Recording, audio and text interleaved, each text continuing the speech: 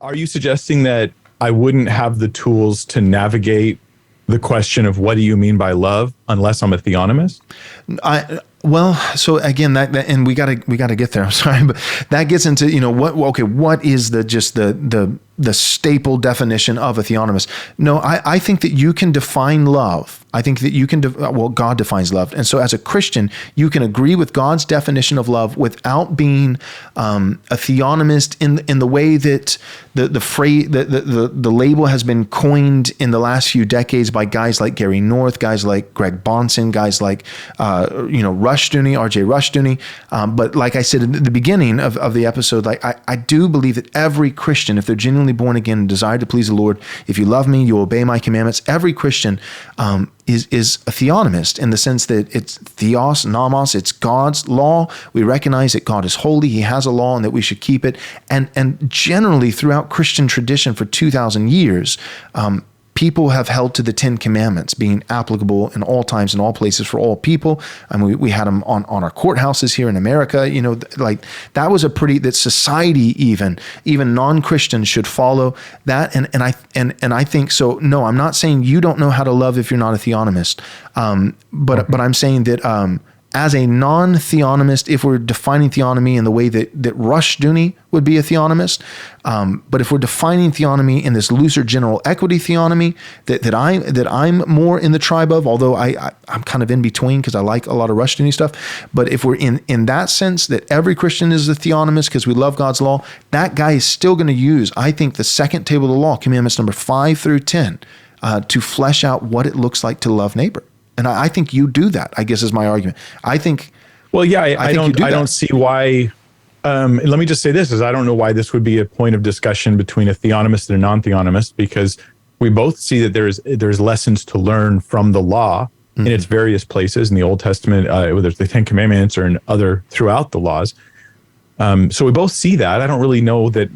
I'm a little puzzled as to why I would need to be a theonomist, right, to answer the question of how to love my neighbor.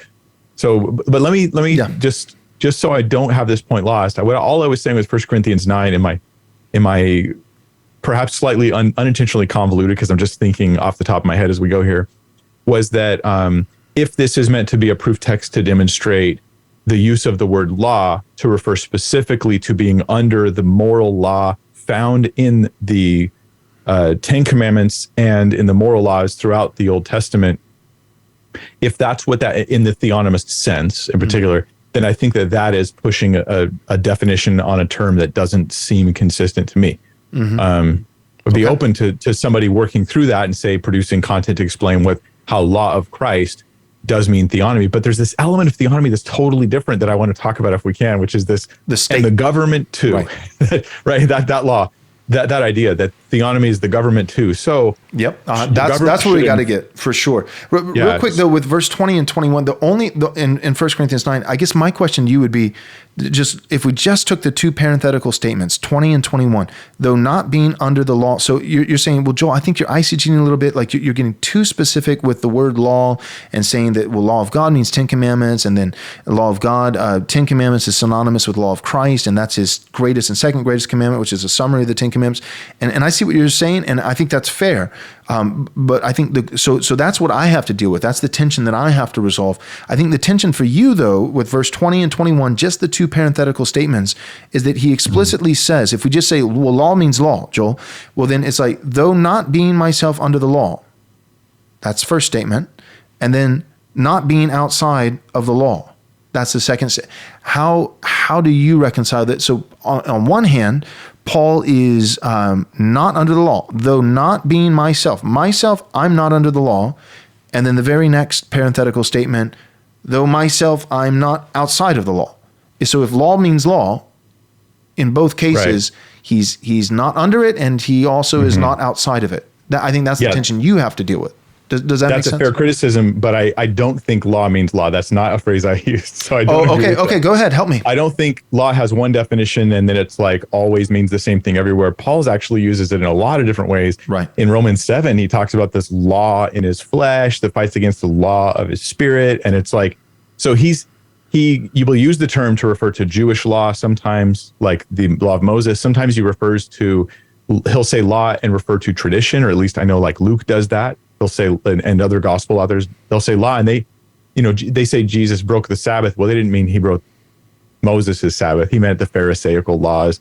So there's just a variety of usage. Right. Sometimes he just means it's like a normal operating principle, like the law of my flesh warring against the law of my spirit. True. So in this case, I think he doesn't say, he says, I'm not without law towards God. I'm not anamos, like I have no rules, no laws in my relationship with God.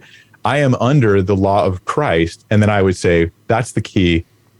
When I look at the law of Christ, I say it's not explicitly Jesus talking about loving others, that if you are, if you walk in love, you fulfilled the law, but you're not under the law. And so that's my perspective, is that there's overlap, moral law overlaps onto the 10 Commandments, onto the laws of Moses, but it's not,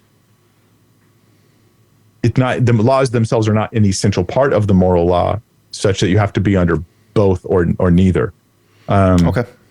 Gotcha. So anyway, no, that makes sense. But yeah, I get it. I mean, I would disagree, but we'll keep going around. Yeah, but my disagreement would not be like this, full-throated, aggressive disagreement. But big news, really big news. Our next Right Response Conference is in the works. We've got a number of things already lined up and organized. This is what we got so far. The whole conference, 3 days long, on postmillennialism and theonomy. And the speakers, Dr. James White, Dr. Joseph Boot, Gary DeMar, and of course yours truly, Pastor Joel Webbon. We've got a great lineup. We've got great topics. If you want to find out dates and location and registration and anything else, go and visit our website, rightresponseconference.com. rightresponseconference.com.